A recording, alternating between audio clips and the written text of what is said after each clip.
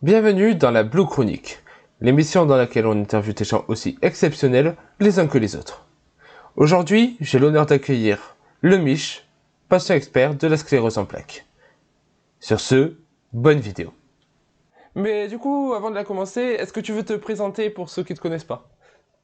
Alors moi c'est Michel, je suis patient et également patient expert pour la sclérose en plaques.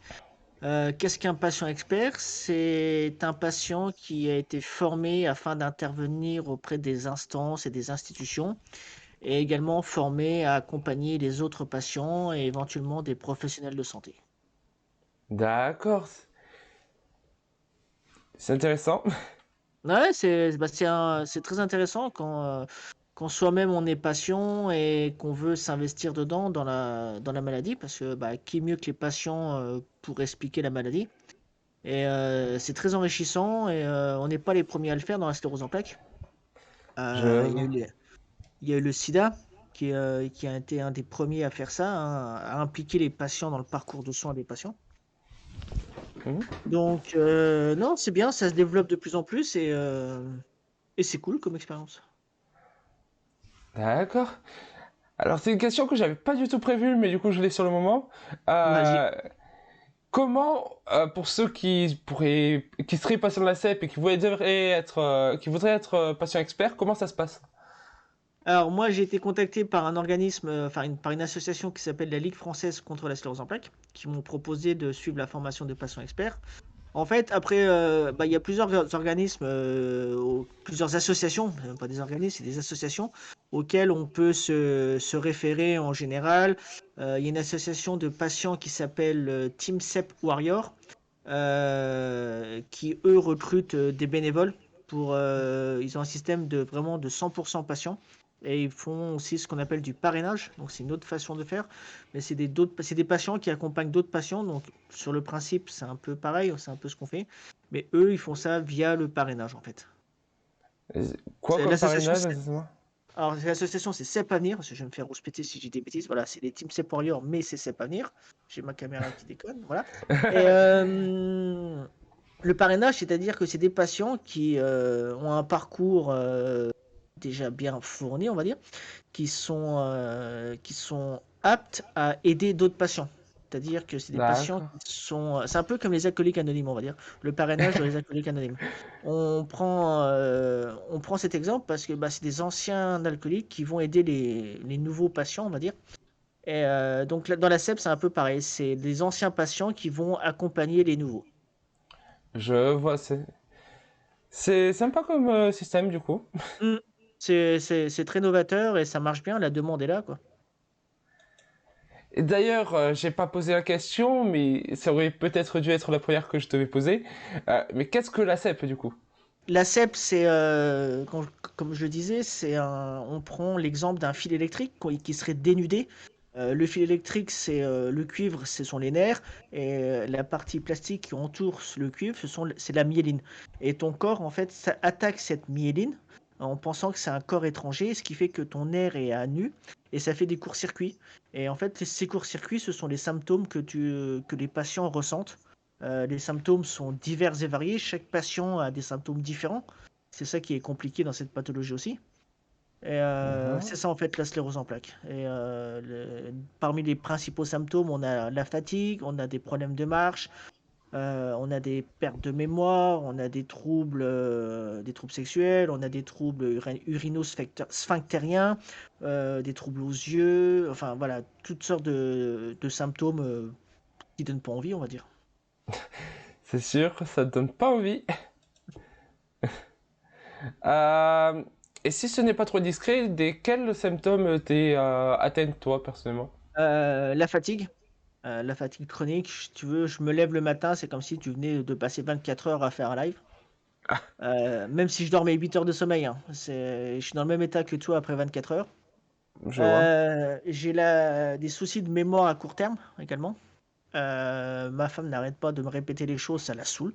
Mais disons, je suis un homme et je est malade, donc imagine bien.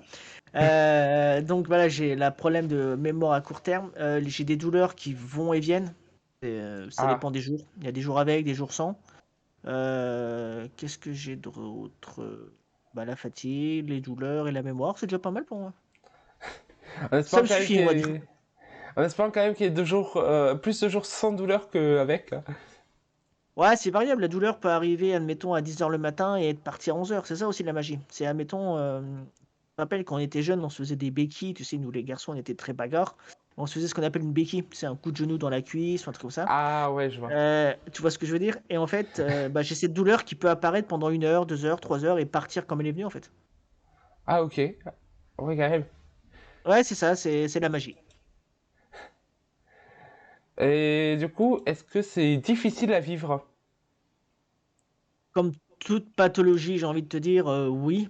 Après, c'est comme tout, certaines personnes vont mieux réagir que d'autres. Je t'avoue que quand on m'a diagnostiqué ça pendant quelques mois, j'étais pas bien. On fait un peu le deuil, tu sais, les fameuses 7 étapes du deuil. Je vois. Euh, on le fait vis-à-vis d'avant, finalement, de son côté pleine santé, plein de projets dans la vie et tout. On fait les étapes du deuil et suivant les personnes, ben, on s'en sort plus ou moins bien. Euh, Moi, j'ai réussi à en faire une force, en fait, si tu veux. Donc voilà, je suis devenu patient expert, j'aide les autres. J'assume à 110% ma CEP, je me la suis tatouée sur moi, je la revendique. Ah, tu l'as carrément Euh, tatoué? ouais, alors attends, hop. Ça c'est le ruban orange, c'est la couleur internationale de la sclérose en plaques. Et j'ai Hein? le ruban bleu qui est la couleur française, je l'ai sur la jambe, donc ça va être plus chiant à te montrer. Mais c'est pas sur la fesse, hein, je te rassure. Et, non, mais voilà, je revendique la CEP. La CEP m'a ouvert beaucoup les yeux, enfin, m'a ouvert les yeux, parce que sinon c'est pas très français, envers le monde associatif, envers l'entraide, envers l'écoute, envers tout ça, parce que quelqu'un qui n'est pas malade, la plupart du temps, là, bon, on s'est connu via un événement caritatif sur ça, mais la plupart des gens, enfin, c'est normal, on s'en fout des autres maladies, entre guillemets. Ça ne nous concerne pas directement, on connaît personne qui l'a directement, on va pas s'intéresser comme quelqu'un qui est malade de quelque chose. Et c'est tout à fait humain. Et c'est vrai que quand on m'a diagnostiqué ça, bah, moi j'ai voulu m'investir dans quelque chose. J'ai pas trouvé d'association près de chez moi qui me correspondait, donc du coup j'ai créé la mienne en parallèle. Et suite à ça, voilà, j'ai évolué dans le monde associatif jusqu'à rejoindre des assos nationales, faire dorénavant des événements caritatifs pour d'autres assos, aider les patients. Enfin voilà, je me suis vraiment investi dans l'entraide d'autres patients. Donc moi, je la vis bien. Je dirais pas que je suis content de l'avoir, mais ça m'a apporté de bonnes choses. D'accord. Tu as dit que tu as créé une association, c'est ça? Ouais, j'ai créé une association locale parce que avant de travailler avec des grosses entités nationales, notamment l'ARCEP, pour qui on a fait l'événement le week-end dernier, Mhm. moi j'avais un besoin d'aider. Et le problème, quand tu es tout seul dans ton coin, pour aider, c'est compliqué. On te prend pas au D'accord. sérieux, on t'écoute pas, ça.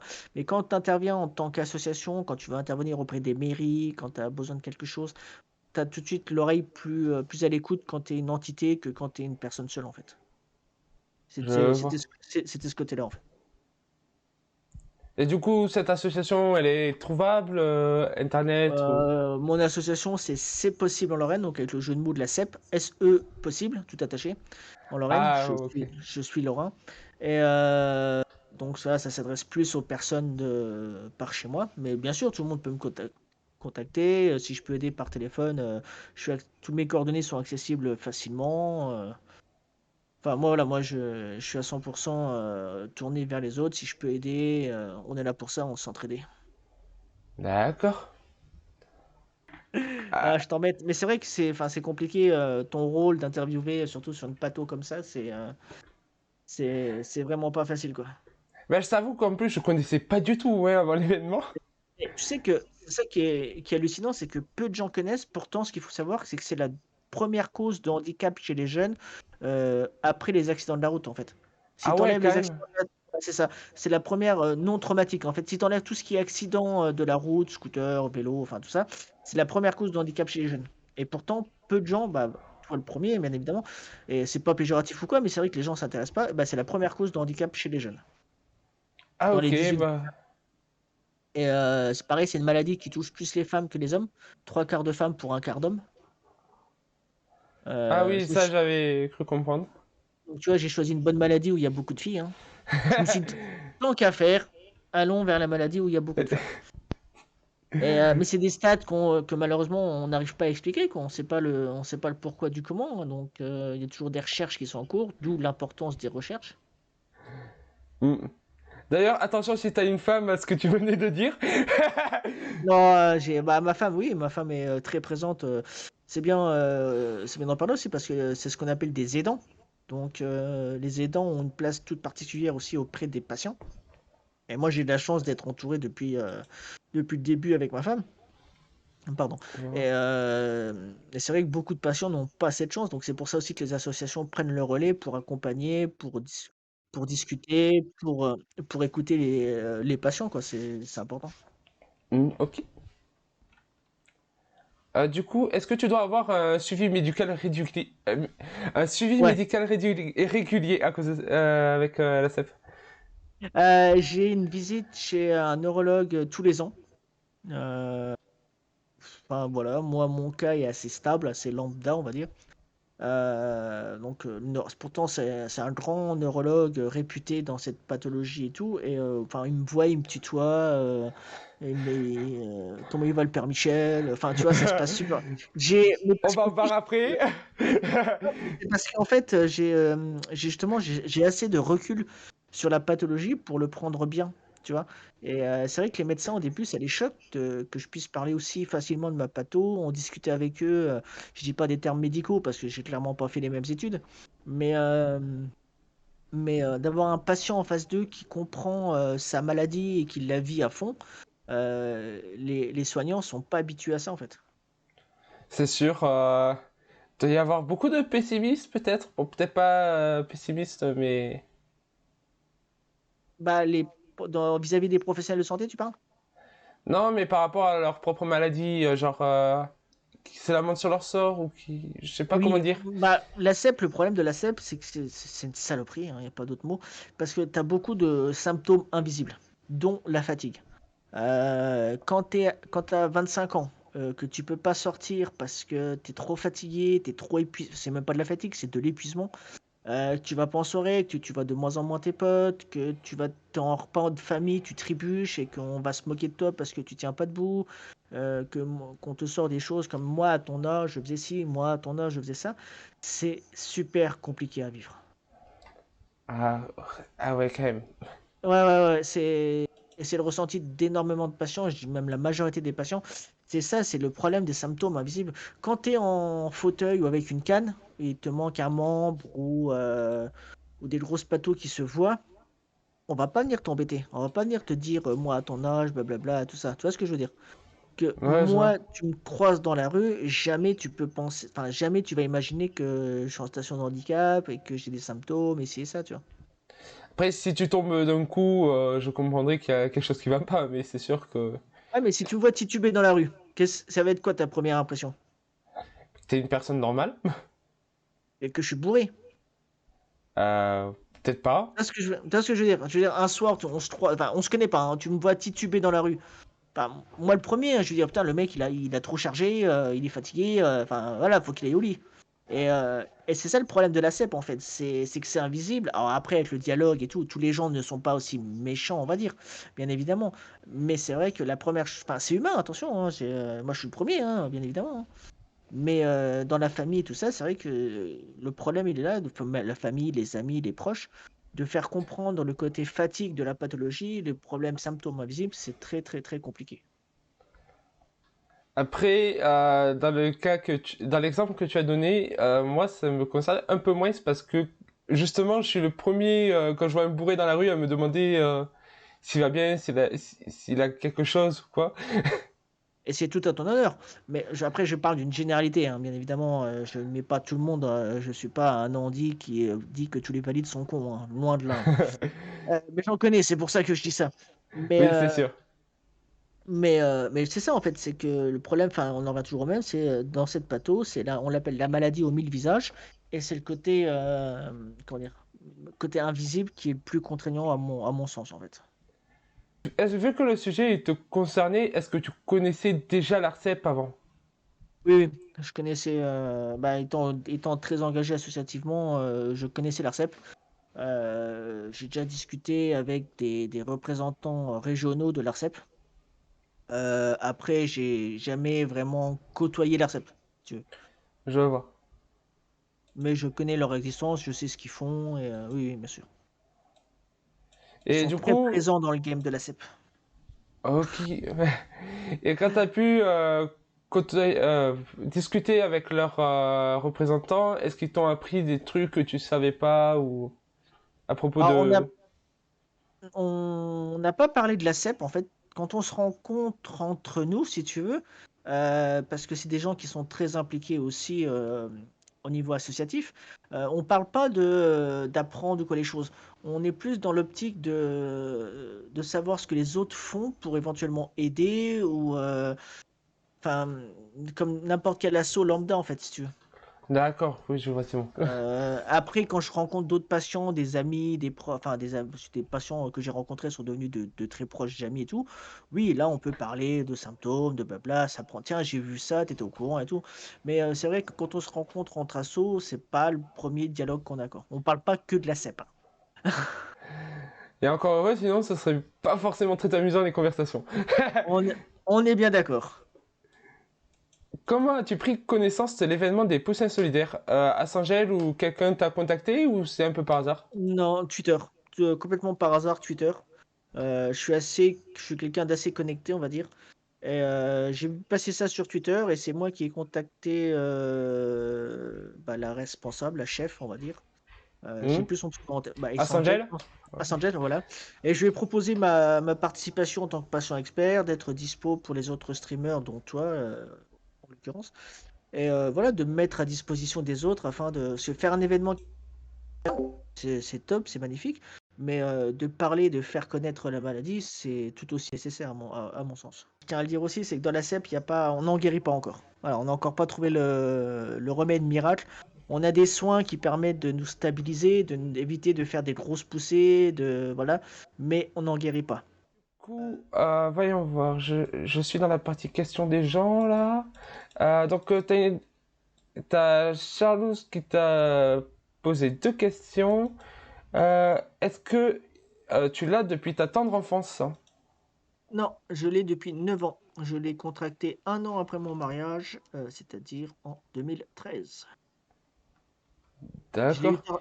la moyenne d'âge, on a la CEP, c'est entre 18 et 25 ans. Ah oui, Je donc début moi j'étais un d'adulte, fin d'adolescence ouais, quoi. c'est ça, j'étais un peu au-dessus de la moyenne. Par contre, je connais malheureusement des enfants qui l'ont, ça arrive, ça touche des enfants et ça touche aussi des gens beaucoup plus âgés. À 60 ans, des personnes ont déclaré une CEP, par exemple. Mais la moyenne, c'est 25-35. D'accord. Et pour les enfants ou pour les personnes un peu plus fragiles, du coup, c'est les symptômes sont encore plus énervés ou c'est juste le hasard? Non, bah, on la chope un peu pour l'instant, j'ai envie de te dire par hasard. Après, il y aura peut-être une explication un jour, hein. Mais c'est vrai que pour un enfant, bah, c'est les mêmes symptômes que nous, sauf qu'eux, ils ont pas notre expérience de vie, quoi. Donc c'est compliqué parfois. Ah oui, je vois du coup ça. C'est très compliqué, quoi. Et est-ce que tu prends un traitement du coup pour Ouais, ouais, j'ai un traitement, une petite pilule bleue à prendre tous les jours, qui n'est pas du Viagra. Et j'aime bien faire cette blague. Et ça se Je passe compte te bien. la faire aussi. Ouais, je sais, je t'ai pris de vitesse. Et je le tolère bien, donc ça se passe bien. J'ai mon petit traitement, j'ai une vie relativement normale, donc moi ça me correspond bien, quoi. Il y a Snax qui a posé la question comment savoir si on est atteint de la CEP? Or, bah, si on a des symptômes, déjà, dès qu'on se sent pas bien, on va voir son médecin, hein, comme tout le monde, on va pas sous Doctissimo. Et après, on peut avoir des problèmes aux yeux, ça peut être la cèpe. Moi, j'ai ce qu'on appelle une paresthésie, c'est-à-dire que la peau est endormie sur la moitié du corps. Après, il y a plein de symptômes qui peuvent faire que ce soit des symptômes cèpes. Après, ça peut juste être on s'est mal assis et c'est ça aussi. C'est pour ça que c'est important de consulter des professionnels de santé. Les examens pour savoir si vraiment c'est une cèpe, alors, c'est pas le meilleur examen du monde, c'est la ponction lombaire et des C'est IRM. ah. La ponction lombaire, tu connais ou pas? Non, je connais pas. Tu prends 15 centimètres et tu te le mets dans le dos. Et pas dans et pas dans le bas du dos. Et en fait, on te met une aiguille en bas de la colonne et on te ponctionne du liquide, comment ça s'appelle? Enfin, dans la colonne, en fait. Et moi, ça s'est bien passé, hein. J'ai eu du gaz hilarant. Enfin, l'examen s'est super bien passé. Et prise de sang, fonction lombaire et IRM. C'est les trois étapes pour diagnostiquer formellement une sclérose en plaques. Mais avant d'en arriver là, bien évidemment, hein, on élimine déjà beaucoup, beaucoup, beaucoup d'autres choses. Et dernière question, il y a Laura qui pose la question. Trouvez-vous que la maladie est assez connue et que les recherches dessus sont suffisantes? Or, comme tout patient d'une maladie, j'ai envie de te dire non, c'est pas assez connu. Mais en même temps, ça me ferait mentir parce que maintenant, même des streamers font des événements caritatifs sur Streamlabs, quoi. Donc, c'est un paradoxe, quoi. Beaucoup de mes proches, des amis, de la famille, personne ne connaît Twitch. Et Mhm. à côté de ça, j'allais dire les Twitchers. Les streamers font. Ouais, laisse tomber, je suis fatigué. Les streamers font des événements pour la CEP. Donc, oui, la maladie est connue. Assez, c'est un point de vue. C'était quoi la question? Il y avait autre chose? Et est-ce que tu trouves que les recherches dessus sont Ouais. suffisantes? Alors, je connais pas toutes les recherches qui sont en cours. Je sais qu'il y en a énormément. Justement, ma dernière en date, une qui m'a marqué, on va dire, c'était une étudiante qui cherchait savoir si les larmes pouvaient contenir autant d'informations qu'une ponction lombaire afin d'éviter justement cette fameuse ponction lombaire. Donc, je trouve ça un sujet intéressant. Et, C'est vrai que c'est intéressant. comme quoi, toutes sortes de recherches sont menées. Et on trouvera peut-être quelque chose sur cette pathologie en cherchant dans une autre. Tu vois ce que je veux dire? Voilà. Là, j'ai vu il n'y a pas si longtemps pour faire une piqûre ou une prise de sang, je sais plus, il y avait un truc sans aiguille, juste avec la pression. Ça commence à se démocratiser aussi, ça. Et, c'est ce genre de choses qui font que bah, ça facilite la vie des patients, quoi. Pas C'est sûr. forcément trouver, pas forcément trouver un traitement, mais tu vois, enfin, un traitement définitif, on va dire, mais avoir des soins qui soient plus agréables. Quand je dis la ponction lombaire, si on peut trouver autre chose que de se taper l'aiguille dans le dos, ou les prises de sang à se piquer tout le temps, ou des injections. Enfin, il y a plein de façons d'améliorer le quotidien des patients, hormis de trouver le sésame, je t'en prie, le sésame de la guérison, quoi. Si vous trouvez des sources, enfin des renseignements sur une patho qui vous intéresse ou sur un sujet qui vous intéresse, n'hésitez pas à croiser les sources et à contacter les associations qui ont pignon sur rue, comme on dit, ou des professionnels afin de mieux vous renseigner, quoi. C'est sûr. Là, pour l'interview, c'est sûr que j'avais pris des informations sur Internet, mais j'aurais très bien pu contacter quelqu'un de plus spécialisé pour le coup. C'est ce que tu fais, tu me contactes. C'est vrai, j'avoue. Et je suis là pour ça. Mm. Mais ouais, c'est le risque d'Internet et même des livres, hein, en vrai, c'est que les informations, parfois, elles sont fausses. C'est ça. Là où je veux en venir, c'est que, je suis désolé, mais ils ont besoin de faire de ce qu'on appelle sur Internet, hein, pareil, tu Le me sens si... putaclic. Exactement. S'il n'y a pas de clic, tu cliques pas. Et, euh, et le problème, il est là. Et le problème, il est là. Il faut faire du sensationnel, il faut vendre. Mais voilà, après, chacun fait des recherches, on trouve chacun des choses différentes. Mais c'est un peu, je dirais pas des légendes urbaines, mais comment dire, c'est des faits qui ont la peau dure, alors que rien n'est prouvé, quoi. Ou alors sur des publications, tu sais pas trop d'où ça sort, tu sais. Bah, j'ai envie de dire à ceux qui vont nous regarder, bah, merci déjà de nous regarder parce qu'une personne informée, ça peut faire une personne qui va en parler d'elle, qui va en parler autour d'elle. Donc ça, c'est top. Et n'ayez pas peur de vous renseigner, de vous investir dans le bénévolat, d'accompagner, d'être là pour les personnes malades, tout simplement en général. Je suis pas là pour parler que de la CEP, mais enfin des galères en général, quoi. Nous, patients, il y a un truc, il y a un truc que j'aimerais dire à tes viewers, c'est que nous, patients, on veut pas faire la charité, on veut pas faire de la pitié, on veut pas tout ça, mais par contre, on est content de pouvoir compter sur les gens. Et Je- c'est une grosse différence entre être là pour compter dessus et être là et nous prendre pour ce qu'on n'est pas, pour des incapables, des choses comme ça.